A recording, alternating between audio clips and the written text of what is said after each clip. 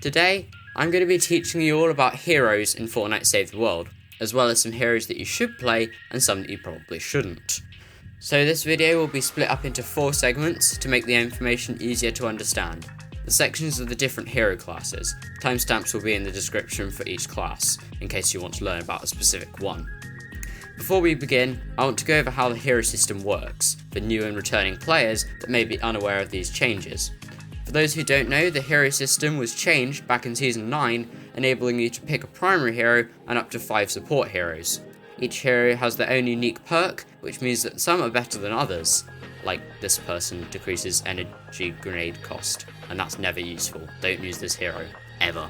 I will be going over some good heroes so that you can avoid using the terrible ones, and not potentially lose the mission because you picked an awful hero.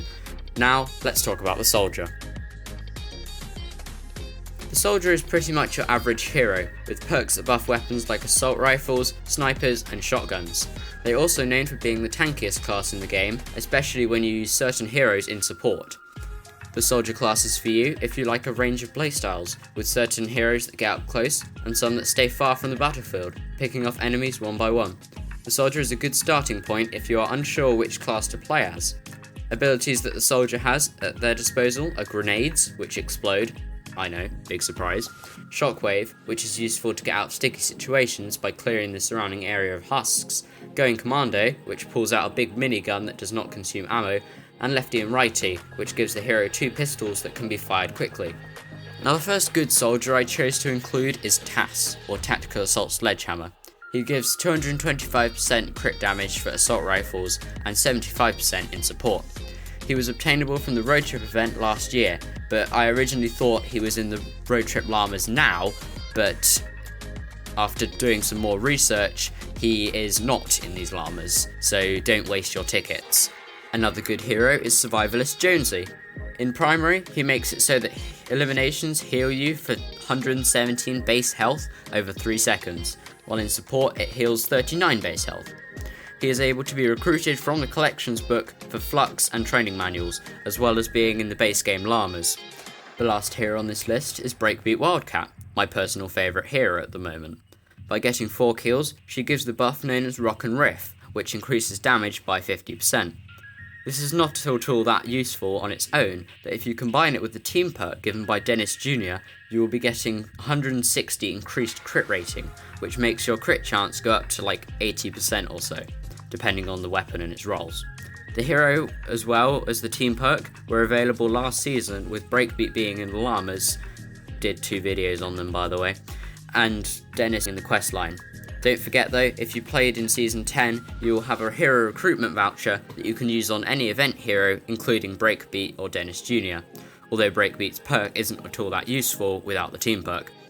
Some other heroes you can use include Buckshot Raptor for additional shotgun crit damage, Rabbit Raider Jonesy for increased sniper crit damage, Crackshot for ramping damage for each shot fired, and any of the heroes that give flat damage for any type of weapon, such as Rescue Trooper Ramirez / Havoc and Shrapnel Headhunter, more commonly known as Renegade Raider in Battle Royale, for increased shotgun damage. The Constructor is a support class focused on defending the base and securing the victory for the team. They give bonuses for the base ability, which is used by selecting the trap wheel and going to the floor trap section. This ability buffs your building pieces by giving them damage resistance, increased health, and a whole bunch of other bonuses for different heroes.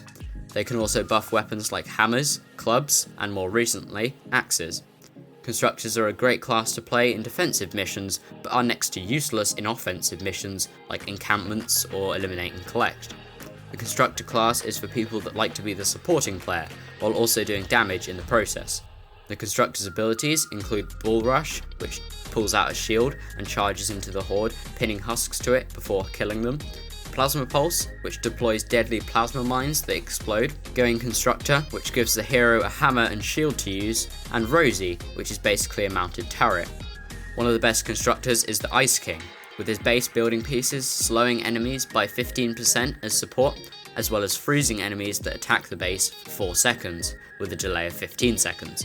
The Ice King was obtainable last year during Season 7, appearing in the birthday llamas since then. He is not obtainable as of right now unless you have a hero recruitment voucher, of course. He will likely return this Christmas alongside the other winter heroes. Another good constructor is Mega Base Kyle. He increases the base's range by 3 tiles in primary and 1 tile in support. This hero is not often used as primary, but rather as a support hero, because there are better constructors to use in primary. You may be thinking, why did he put that hero on the list if it isn't good? And my answer to that is, he is good, but his team perk is even more useful. It increases trap damage by 8.5% for every constructor in support, giving a total for 42.5 increased damage for all constructors in support. If you're into swinging things around that you may find in a toolbox, you may want to consider using Guardian Bull. This constructor increases crit rating of hardware, otherwise known as hammers among other things, by 50 and 17 in support. I am unsure of the exact amount of crit chance in percent form, since there are diminishing returns on crit rating, but it's sure to help you on all your tool swinging endeavours. Some other good constructors are Regular Base Kyle for additional wall health, Power Base Nox/Penny for auto repairing structures, and Thunder Thora for electric floors that damage husks. There are many good constructors, so feel free to experiment with different builds and combinations. You may find that you like some more than others. Ninjas are agile heroes that focus on the use of melee weapons and close quarter combat. They have a Mantis jump, which is basically a double jump, as well as Shadow Stance, which increases armor or damage resistance. If you like maneuverable characters that can get in and out of the action very fast, then the ninja may be your go-to class. The ninjas have great abilities. They have Dragon Slash, which is a slash forward that deals incredible amounts of damage, Kunai Storm, where the ninja does a backflip and then throws down knives, Crescent Kick, which damages husks in front of them and stuns them, and Smoke Bomb, which deploys a cloud of smoke, causing everything inside to take damage. Hands down, the best ninja in the game is Paleo Luna. She gives 16% of her current health as melee damage, and 5.5% in support. Her abilities may not include Dragon Slash, but she still does better than most other ninjas in most cases. She gives a team perk called Blast from the Past, which removes all shield but increases health by 200%. This, on top of activating the health pylon with blue glow in missions, will result in a devastating ninja capable of obliterating smashers and other high health enemies in a matter of seconds. She was able to be gotten in the Season 9 event questline. Unfortunately, if you don't have her, you're out of luck, unless you have a hero recruitment voucher. It is not clear when she may return, but a good guess would be next year's birthday event.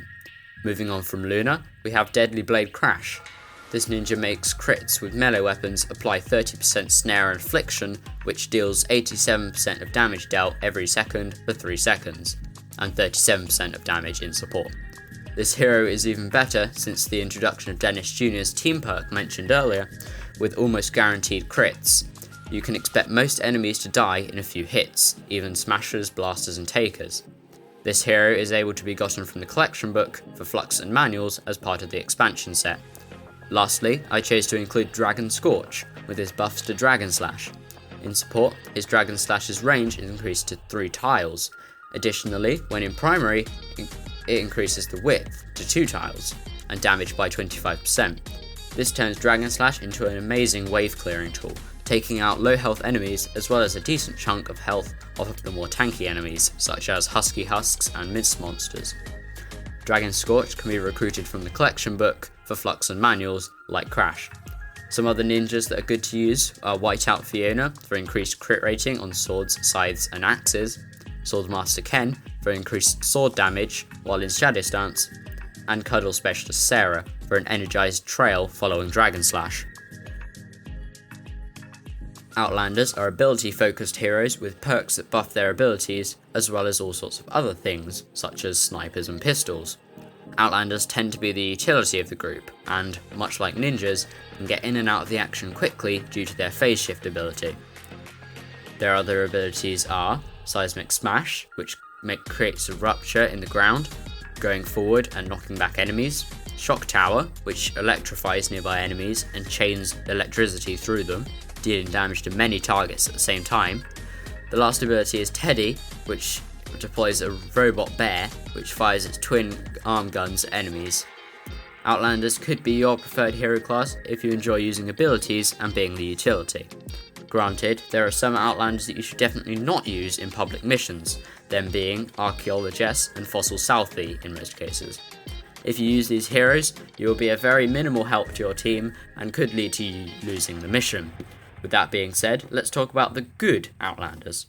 Sub-Zero Zenith is an amazing Outlander that causes Water Affliction, dealing 21 base water damage per second for 3 seconds.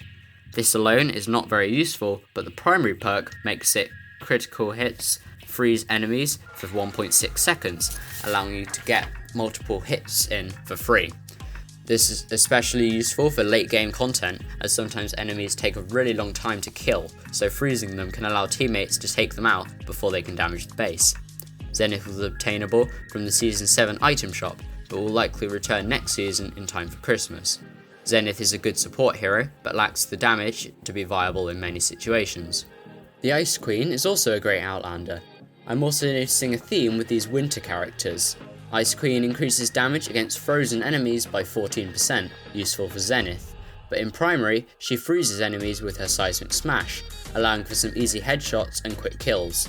She is particularly fun because having a guaranteed freeze in your skill set is extremely handy, as seen with Zenith and Ice King. Ice Queen is a very overlooked character and definitely deserves some more attention, as she is in fact a very good hero. Like Zenith and Ice King, she will most likely return at Christmas this year. Other good Outlanders include Beetlejuice for increased crit damage for pistols, Trailblazer Quinn for Teddy damage and fire rate, and Shock Specialist AC for increased shock tower damage. So that brings me to the end of this guide. I hope this helped you get the best out of your loadouts. I will probably do more of this on the channel, so let me know in the comments what I should do next. Have a great rest of your day. I'll see you all in the next one. Goodbye.